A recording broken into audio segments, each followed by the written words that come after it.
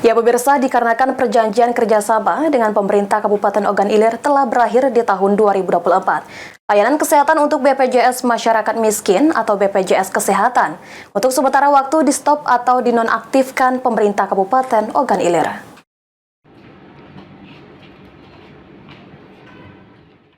Layanan kesehatan yang didanai pemerintah Kabupaten Ogan Ilir ini, seperti BPJS, KIS, dan JKN, di-stop sementara waktu, baik itu di rumah sakit daerah, puskesmas, dan klinik di Kabupaten Ogan Ilir.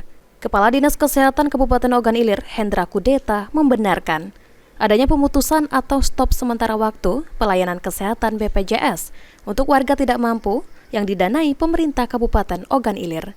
Penonaktifan kartu BPJS oleh BPJS Kesehatan ini telah dilakukan kantor cabang Palembang, dikarenakan perjanjian kerjasama dengan pemerintah Kabupaten Ogan Ilir telah berakhir di tahun 2024. Saat ini, pemerintah Kabupaten Ogan Ilir baru memproses perjanjian atau MOU baru untuk tahun 2025 dengan pihak BPJS.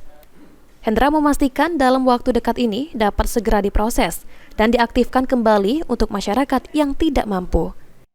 Baik, jadi mohon maaf, jadi perlu kami garis bawahi bahwa bukan kisru karena ada penangguhan, karena belum adanya perjanjian kerjasama atau lebih dikenal MOU antara BPJS dengan pemerintah Kabupaten Ogan Ilir. Nah, jadi ini dalam proses. Jadi dalam beberapa hari ini akan selesai dan akan warga yang mempunyai BPJS itu akan aktif kembali. Ini lagi proses dokumen-dokumen. Ahmad Romawi, PAL TV.